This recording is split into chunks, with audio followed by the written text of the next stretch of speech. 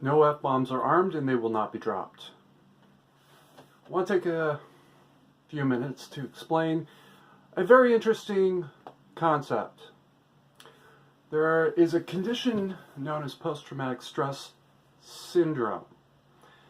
This is a short-lived condition in which you have a traumatic event, for example, a car accident, and you kind of get locked into that moment for a while. Some people beat themselves up about this. Don't do that. All right? You're thinking about the accident a couple of hours later and what you could have done or not done differently to have avoided it or made it not as bad. That's not actually abnormal. That's part of your normal processing, your mental processing. It's how you learn from mistakes. And the bigger the mistake, unfortunately, the bigger the processing has to be. I backed into a car once, many years ago, and I put a nice little dent in their car and no apparent damage in my own car. And I kind of beat myself up for a few hours, but by the end of that workday, I was over it. I understood, okay, I need to be more careful backing up. It's part of your normal learning process. You're going to get over it. Don't worry about it. Then there's post-traumatic stress disorder. Now, everybody goes through traumatic events. The more traumatic the event, the worse it is on your mind and on your body. For example, you're in a war zone and a bomb goes off. Your adrenaline is kicked in, your serotonin is kicked in, and your dopamine is kicked in. At least these three drugs pumping through your body are making actual physical changes to the way your body is perceiving or reacting. This is a proven scientific thing. When you are maxed out on your adrenaline, you're seeing not to hear, but almost to hear. You're smelling things that are a quarter of a mile away. You couldn't possibly smell that. Yeah, you can smell that there's an oil plant a mile away from here. But this also has real impacts on your brain. These drugs have been known to literally rewire your brain. Now, it does that naturally. That's part of evolutionary development, as opposed to using meth all day, every day, which will also rewire your brain, but not in a good way either. The populist theory is that the post-traumatic stress disorder is these drugs that your body does produce, pumping through your body, and literally rewiring your brain a little bit, creating new connections that hadn't been there and normally would never be there. These connections make you more aware of a potential issue and more able to respond to that issue. The problem is that post-traumatic stress disorder is permanent. It's a long-lasting condition. It never actually goes away. It just gets better with time. My PTSD was formed in 2003, and this is 2019, and it still hasn't gone away. I have serious trust issues, and I have really serious issues with people that lie to me, because trust and lies have a lot to do with my PTSD. People that I should have been able to trust, I couldn't trust, and they lied to me. And then the thing happened that messed my brain up. There's a third semi-related condition. Doctors don't actually have a agreed upon name for it yet, but it's what they used to call shell shock from the trenches of World War I.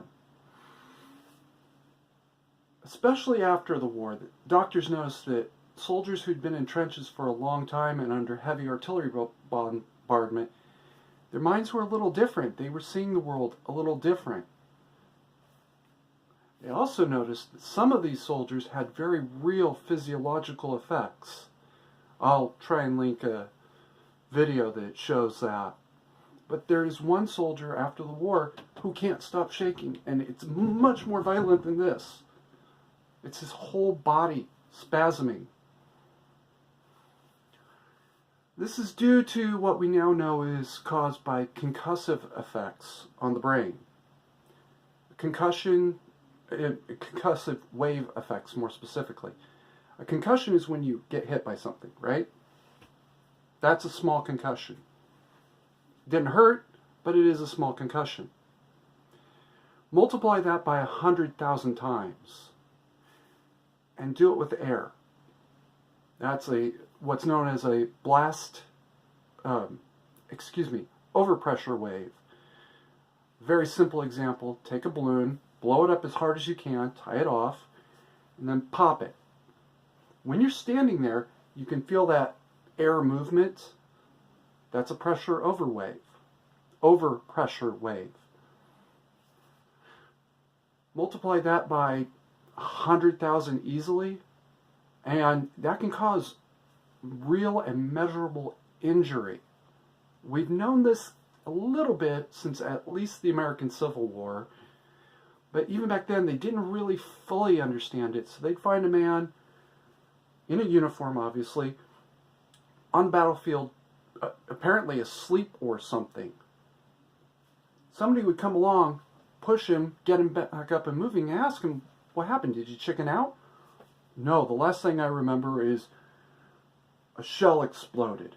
Well, yeah, he was hit by that shell was close enough that he was hit by the pressure over wave, took the concussive blast, probably straight to his head, and was knocked unconscious. Multiply that by a few hundred, at least, and that's what was happening to the soldiers in World War I. They were in those trenches for at least a week, if not much, much longer, especially in the French case. And they were getting hammered to death.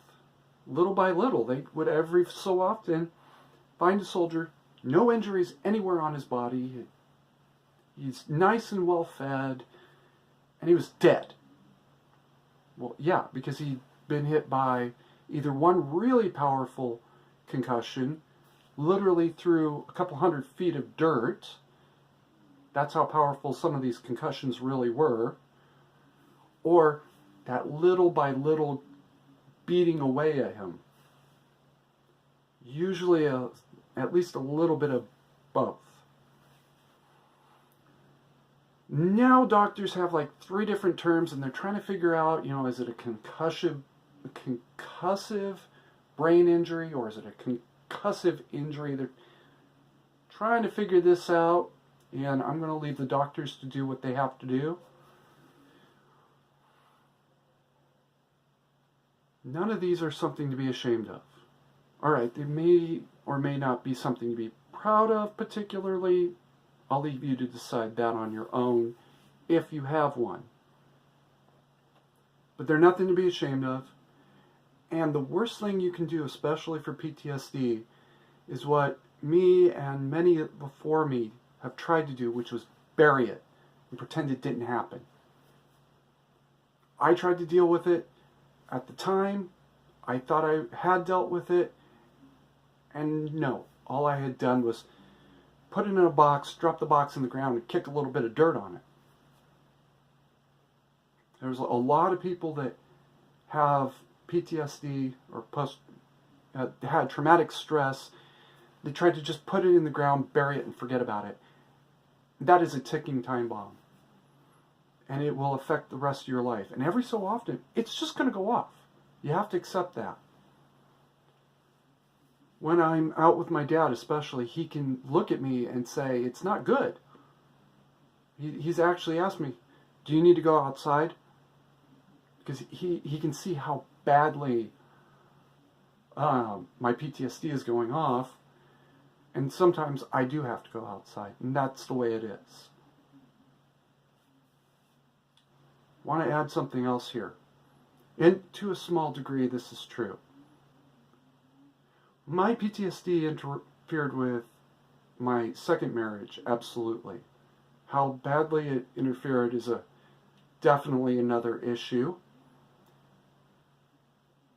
But it was part of the equation that led to my second marriage ending in the divorce. It will forever mess with you. That's a fact. How badly it messes with you is something that you have some degree of control over, and you should take whatever control you can.